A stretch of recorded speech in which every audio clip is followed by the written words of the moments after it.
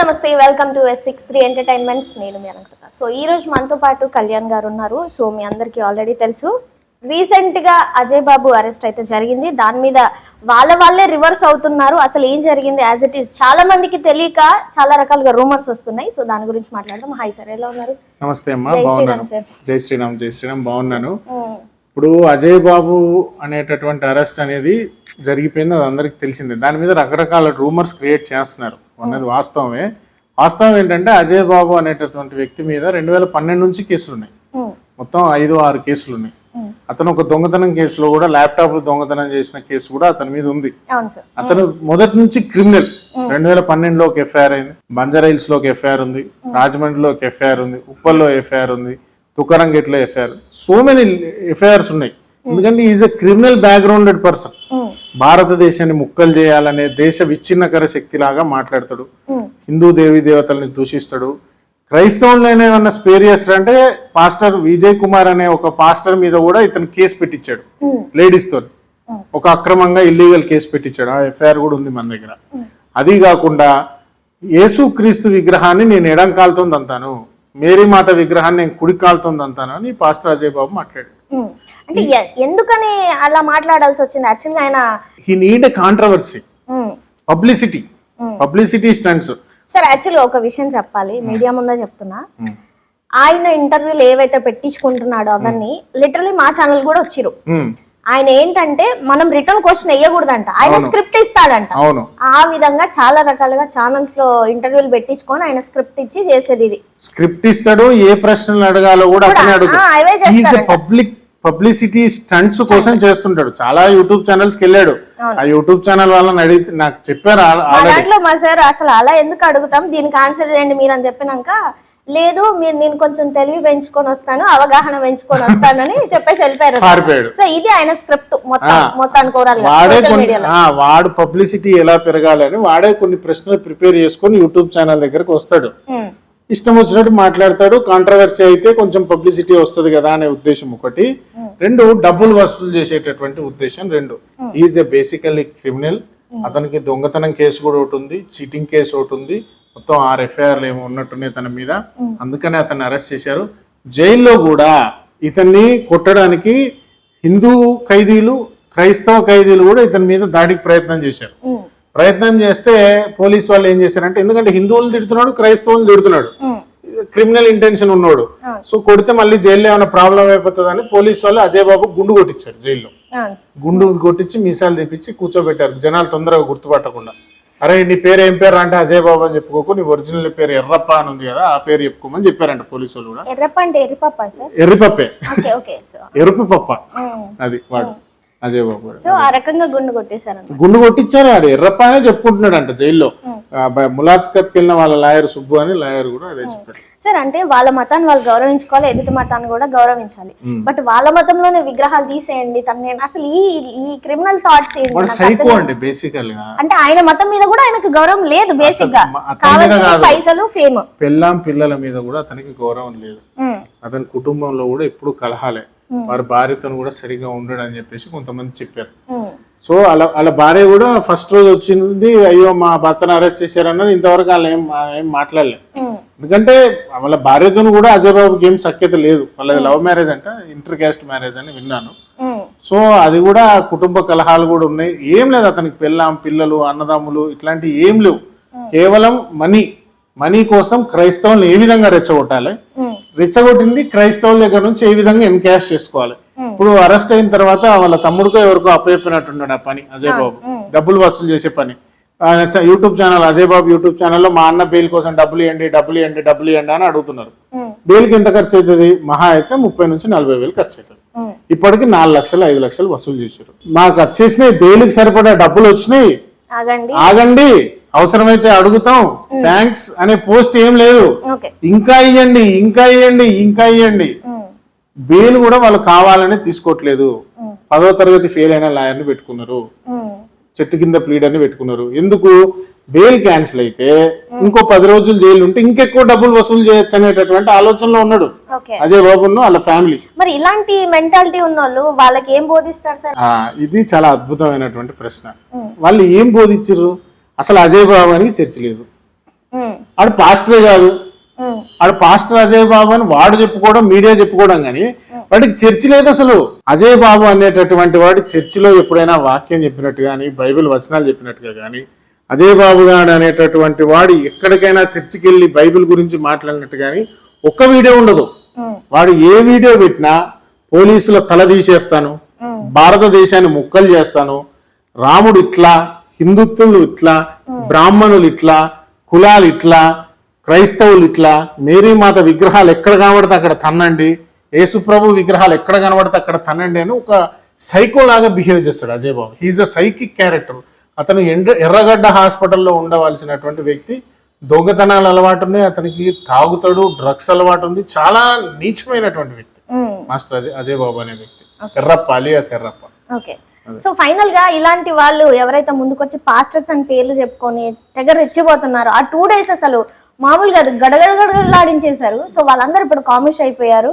తెలియక కొందరు Paytm batch కూడా ఉన్నారట సార్. ఆ పేటిఎం బ్యాచ్ గురించి ఒక ఓల్డ్ ఏజ్ పర్సన్ ఉన్నారు, అందులో డబ్బులు ఇచ్చారు, నేను మాట్లాడాను అని చెప్పారు కదా ఆయన గురించి. ఓల్డ్ ఏజ్ ఏ కాదు, గడ్డం తెల్లబడింది, జాన్ బెన్నీ లింగమే కదా. జాన్ బెన్నీ లింగం నాకు బాగా పరిచయమే, ఇప్పుడు కాదు గత 5-6 సంవత్సరాల నుంచి పరిచయమే. నేను ఆ రోజు కూడా ఫోన్ చేశాను, ఏంది మామ బాగా రెచ్చిపోతున్నావు, పోలీసులు లోపలేసి తోముతారు, నువ్వు వేరే పార్టీ దగ్గర డబ్బులు తీసుకుని ఇక్కడ రోడ్డు మీదకి వచ్చి హిందువుల్ని ఊచకోతకు వస్తానని మాట్లాడితే మాత్రం ఎవడు ఊరుకోడు, తాట తీస్తారని చెప్పే ప్రయత్నం చేశాను. మన మాట వినలేదు. పోలీసులు నోటీసులు ఇచ్చారు, పిలిచారు. ఆ తెల్లగడ్డ వ్యక్తి పాపం ఏజ్ 40-45 ఉంటదని గడ్డం తెల్లబడింది అంతే. సో వృద్ధుల్లాగా కనబడితే పోలీసులు కొట్టరని చెప్పి ఆ గడ్డం పెంచుకొని తిరుగుతున్నాడు, అంతకుమించి ఇంకేం లేదు. సో దీని వెనక రాజకీయ కుట్ర ఉంది. ఏ పాస్టర్ల దగ్గర ట్రాన్సాక్షన్స్ ఒకసారి బ్యాంక్ ట్రాన్సాక్షన్స్ చెక్ చేయాలి. పాస్టర్ విజయ్ ప్రసాద్ రెడ్డి అని బలభద్రపురంలో ఒక దొంగ పాస్టర్ ఉంటాడు, వాడు చాలా దుర్మార్గుడు. రెడ్డి అనేటటువంటి పేరే పెట్టుకుని పాస్టర్ గా కన్వర్ట్ అయ్యాడు. వాళ్ళ ఫ్యామిలీలో అందరూ హిందువులుగానే ఉన్నారు. ఈయన girl friend Christian. Actual Vijay Prasad Reddy girl friend Christian. అంటే వైఫ్ కాకుండా ఇంకా గర్ల్ ఫ్రెండ్ కూడా ఉందా? గర్ల్ ఫ్రెండ్ ఉంది, వైఫ్ ను వదిలేసి గర్ల్ ఫ్రెండ్ పెళ్లి కూడా చేసుకున్నాడు ఆల్రెడీ. నువ్వు క్రిస్టియన్ గా మతం మారితేనే నేను పెళ్లి చేసుకుంటానని అంది, అందుకని ఆమె కోసం మతం మారాడు. అంటే ఆడవాళ్ళ కోసం మతం మారుతారు. అది విజయ్ ప్రసాద్ రెడ్డి సాక్ష్యం దానికి. ఏమైపోతుంది సార్ లోకం ఏం లేదు, వీళ్ళకి కావాల్సింది డబ్బులు. వీళ్ళకి ఏది కావాలంటే అమ్మాయిల కోసం మారుతారు, డబ్బుల కోసం మారుతారు, డబ్బుల కోసం మతం మార్చేటటువంటి ప్రయత్నం చేస్తారు. ఈ విజయ్ ప్రసాద్ రెడ్డి, అజయ్ బాబు, హనీ జాన్సన్, ఈ పాస్టర్లందరినీ అరెస్ట్ చేసి వీళ్ళ వెనక ఏ రాజకీయ కుట్ర ఉంది, ఏ పాస్టర్ దగ్గరకి ఎక్కువ డబ్బులు వచ్చినాయి, వాడు ఏ విధంగా సమాజంలో విద్వేషాలు రెచ్చగొట్టేటటువంటి ప్రయత్నం చేస్తున్నాడు అనే విషయాన్ని పోలీసులు ఎంక్వైరీ చేయాలి. అజయ్ బాబుని అరెస్ట్ చేయాలని మొన్న డిమాండ్ చేయడం జరిగింది, ఆడు అరెస్ట్ అయిపోయిండు.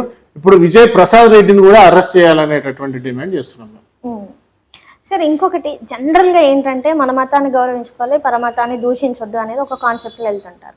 ఈ మధ్య ఏమైపోయిందంటే అవతల వాళ్ళని ఎక్కువ మాట్లాడడం అయిపోయింది, మన గురించి మనం గొప్ప చెప్పుకోవడం తప్పితే. సో వాళ్ళకంటే తెలియదు క్రిస్టియన్సా, వాళ్ళ పనే అది ఇంకా పరమతాన్ని దూషించడం.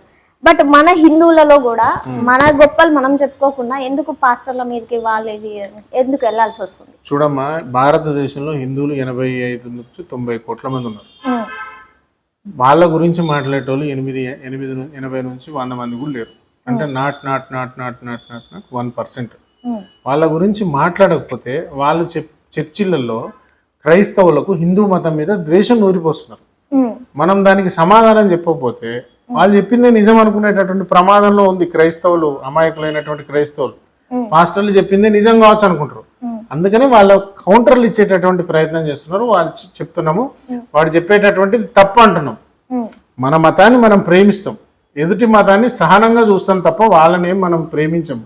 ఇక్కడ క్రైస్తవ విశ్వాసంలో ఏం లోపం లేదు. క్రైస్తవ విశ్వాసులలో అమాయకంగా క్రైస్తవులు కన్వర్ట్ అయ్యి హిందూ మతం నుంచో ఇస్లాం నుంచో కన్వర్ట్ అయ్యి చర్చికి వెళ్తున్నారు.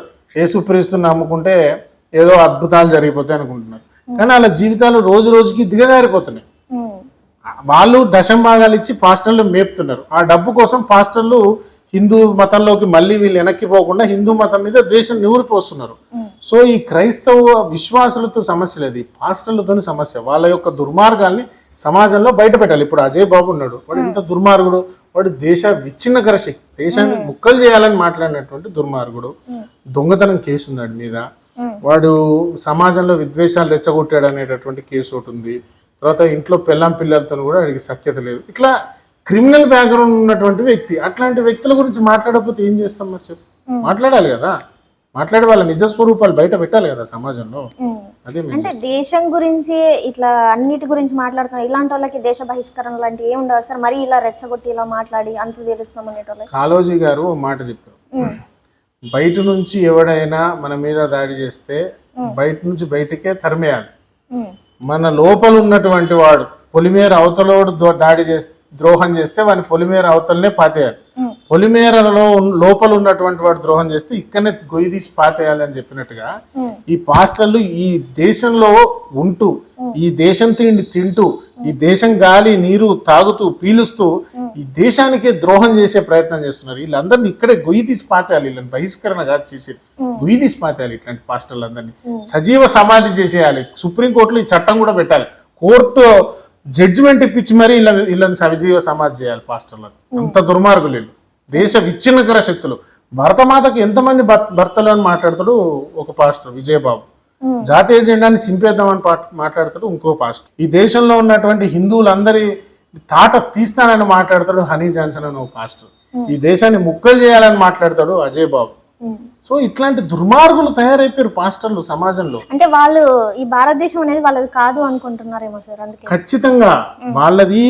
ఇప్పుడు భారతదేశంలో అమ్మా హిందువులు ఇది వేదభూమి, పుణ్యభూమి, దైవభూమి. మన ఇంట్లో ఏదైనా శుభకార్యం జరిగిందనుకో ఎటు పోతాం? మన కులదైవం గుడికి వెళ్తాం. అయితే కొందరు తిరుపతి వెళ్తారు, కొందరు శ్రీశైలం వెళ్తారు, కొందరు అన్నవరం వెళ్తారు, కొందరు కనకదుర్గమ్మ గుడికి వెళ్తారు, కొందరు కాళేశ్వరం వెళ్తారు, కొందరు కొండగట్టు వెళ్తారు, కొందరు సమ్మక్క సారక్క దగ్గరికి వెళ్తారు. అంటే ఇది మన పుణ్యభూమి, మాతృభూమి, పితృభూమి, పుణ్యభూమి. ముస్లింలకి క్రైస్తవులకి ఇది పుణ్యభూమి కాదు. ముస్లింలు మక్కాకు పోతారు, క్రైస్తవులు జెరూసలేం పోతారు. వాడు పుణ్యభూమి. వాడు మానసికంగా ఈ దేశంతో కనెక్ట్ అయ్యి లేడు. ఇక్కడ తేరగా తిని ఈ దేశం మీద విషం కక్కడానికి ఉన్నాడు. వాడు మానసికంగా క్రైస్తవ పాస్టర్ కానీ ఇస్లాం ముల్లాలు కానీ దేశంతో కనెక్ట్ అయ్యి లేరు. వాళ్ళకి ఇది పుణ్యభూమి కాదు. అది